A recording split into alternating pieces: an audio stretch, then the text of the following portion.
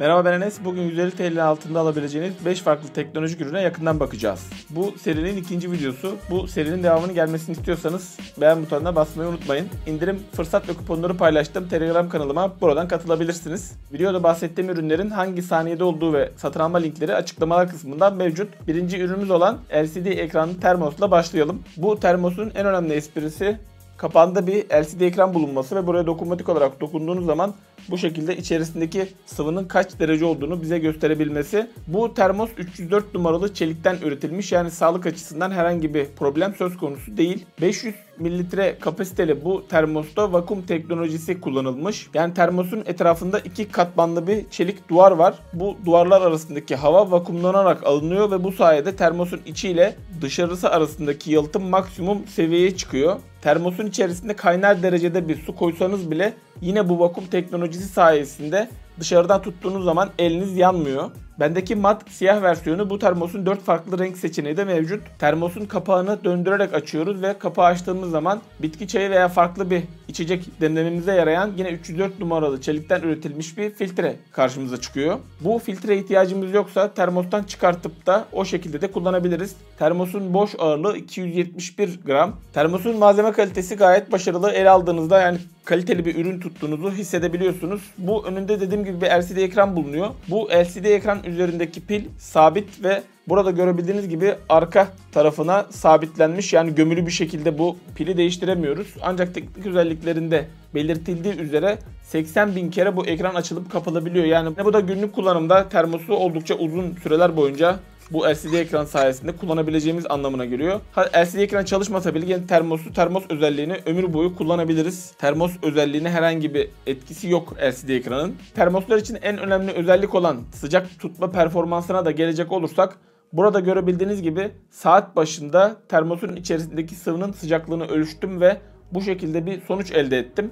İdeal içme sıcaklığının da 60 derece civarında olduğu düşünüldüğünde termosun içerisine koyacağınız sıcak içeceğinizi 12 saat sonra bile sıcak bir şekilde tüketebilirsiniz. Termosun soğuk performansını test etmedim, ancak bu tip termoslarda soğuk performansı olarak sıcak performansının 1,5 neredeyse 2 katı kadar daha iyi bir performans sergiliyorlar. Ufak bir ipucu olarak bu tip vakumlu termoslarda soğuk performansını arttırabilmek için soğuk içeceğin içerisine 1-2 parça buz koyduğunuz zaman bu soğuk performansı çok daha fazla artacaktır. Bu arada termosun içerisine ilk olarak kaynar suyu koyduğum zaman 96 dereceden başladı düşmeye. Firmanın teknik özelliklerinde verdiği sıcaklık değerlerine göre benim ölçtüğüm değerler biraz daha yüksek çıktı. Bunun sebebi de bu testi yazın sıcağında yapmış olmamdır büyük ihtimal.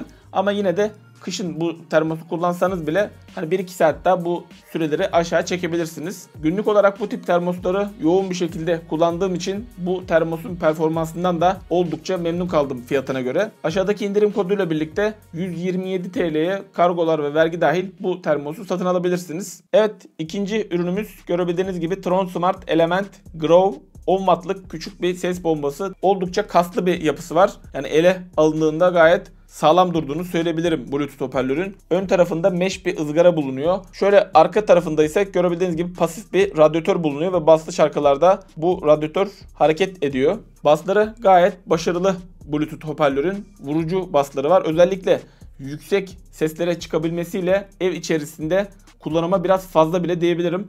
Yani ev içerisinde ben %50 seviyelerinde ancak kullandım son sesini.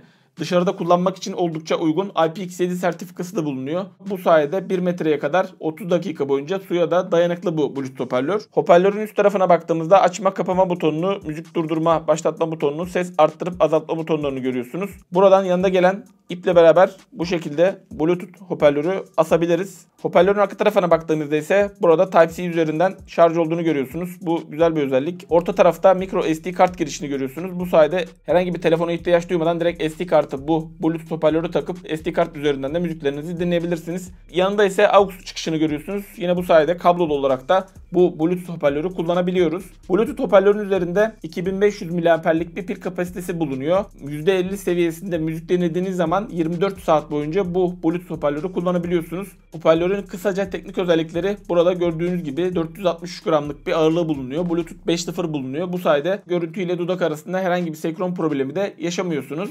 Yine bu Bluetooth hoparlörün ekstra bir özelliği olarak bu hoparlörden 2 tane aldığınız zaman TVS yani tam kablosuz olarak ikisinden aynı anda müzik dinleyebiliyorsunuz. Hoparlörün müzik performansına da gelecek olursak son ses seviyesi dediğim gibi oldukça yüksek. Son seste de herhangi bir şekilde bir bozulma söz konusu değil. Baslarını net bir şekilde hissedebiliyorsunuz hoparlörün. Özellikle dışarıda, plajda kullanmaya oldukça uygun, güçlü bir sesi var hoparlörün. Muadili olabilecek JBL Go ile kıyasladığım zaman da bu hoparlörün gücü 10 Watt, JBL Go'nun gücü 4 Watt. Yani JBL Go'ya göre dışarıda kullanım için çok daha performanslı olur bu model. Hoparlörün güncel olarak 185 TL'lik bir fiyatı bulunuyor. Bize sundukları ve performansı düşünüldüğünde bence fiyat performans olarak oldukça başarılı olduğunu söyleyebilirim. Evet, üçüncü ürünümüz görebildiğiniz gibi SanDisk Ultra Dual Drive olarak geçiyor. Bir ucu USB. Şöyle diğer ucu ise gördüğünüz gibi Type-C. Yani ister Type-C ucunu kullanıp ister USB ucunu kullanabilirsiniz. Bilgisayar, telefon, tablet gibi birçok cihaz arasında dosya aktarımını kolayca ve pratik bir şekilde yapmanızı sağlıyor bu alet. Bu şekilde görebildiğiniz gibi kızaklı bir yapısı var. Bu kızağı ne tarafa doğru kaydırırsanız direkt o taraftaki çıkış açılıyor. Yani çift taraflı olarak hem tabletinize hem telefonunuza hem de bilgisayarınızda kullanabilirsiniz. Burada gördüğünüz kapasitelerde bu flash belleği alabiliyorsunuz. Aslında buna flash bellek de demek pek doğru olmaz. Farklı kullanım senaryoları için oluşturulmuş bir depolama aygıtı diyebiliriz. Flash bellekler için en önemli olan hız testini bu flash belleğe yaptığım zaman 150 MB okuma, 60 MB civarında da bir yazma elde ettim. Yani kendi taahhüt ettiği değerlere ulaşabiliyor. Çok uçuk değerler değil ancak günlük kullanım için gayet yeterli değerler. Android'de bu flash belleğin SanDisk Memory Zone isminde bir uygulaması da bulunuyor. Bu uygulama sayesinde bütün dosyalara erişip daha kolay bir şekilde kopyalayıp yapıştırıp veya düzenlemeler yapabilirsiniz. Bu uygulama olmadan da yine kullanılabiliyor. Ayrıca yine bu flash belleği benim gibi MacBook'larınızda da kullanabilirsiniz. Günlük olarak benim devamlı çantamda bulunan bir aksesuar bu ve oldukça memnunum performansından. Eğer sizin de bu şekilde minik ve pratik bir depolama aygıtına ihtiyacınız varsa kapasitesine göre satın alma linklerine açıklamalar kısmından ulaşabilirsiniz. Evet, dördüncü ürünümüz görebildiğiniz gibi Blitzwolf markasının bu şekilde hem bir tripod hem bir monopod hem de bir selfie çubuğu olarak kullanabildiğimiz bir aygıtı. Bu sadece telefonlar ile çalışıyor. Buraya telefonumuzu takıyoruz. Bu şekilde uzatıyoruz ve bir selfie çubuğu gibi kullanabiliyoruz. Bu alt tarafındaki tripod kısmını da açarak masada veya herhangi bir zemine yerleştirebiliyoruz. Özellikle bunu çekimlerde çok fazla kullanıyorum. Telefonu dik olarak yerleştirilebilmesi de oldukça avantajlı bir özelliği. Yani Instagram gibi uygulamalarda video çekebilmek için dik yerleştirdiğiniz zaman çok kullanışlı oluyor. Yine şurada görebildiğiniz gibi de burada çıkabilen bu şekilde bir Bluetooth kontrolcü de bulunuyor. Bu kontrolcü sayesinde telefonumuzu yerleştirdikten sonra uzaktan da video çekme veya fotoğraf çekme talimatı verebiliyoruz. Bu buraya bu şekilde oturuyor. Bu elimdeki Blitzwolf versiyonu. Bu aynı ürünün farklı markalarda Xiaomi ve Huawei olarak da birebir aynı ürün satılıyor. Yine onların da satın alma linklerini açıklamalar kısmına eklerim. Bu şekilde tripod ile işimiz bittiği zaman da böyle katlıyoruz ve şu kısım, telefona sabitlenen kısım bu şekilde katlanıyor ve gördüğünüz gibi çok küçük bir hale katlanıyor. Bu şekilde bu da benim devamlı çantamda bulunuyor. Devamlı yanımda taşıdığım nadir kamera aksesuarlarından biri olduğunu söyleyebilirim. Evet, 5. ve son ürünümüz olarak da burada gördüğünüz kaktüsün ananas versiyonunu seçtim. Bu kaktüsü uzun süredir kullanıyorum çekimlerde arka plan için. Epey de soran olmuştu. Bunun ananas versiyonunu buldum ve üst tarafında bir ananas resmi bulunuyor.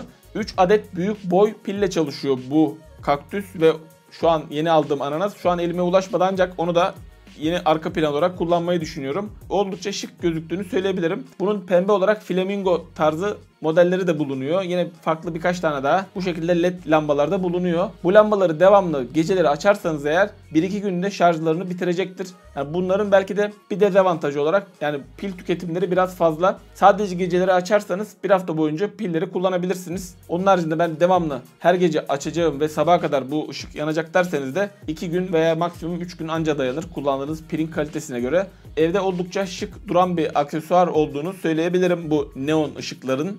Evet, 150 TL altında alabileceğiniz 5 farklı teknolojik ürün bunlardı.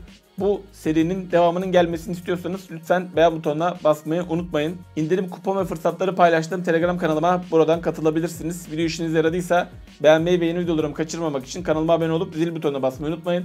Bir sonraki videoda görüşmek üzere. Hoşçakalın. Kendinize iyi bakın.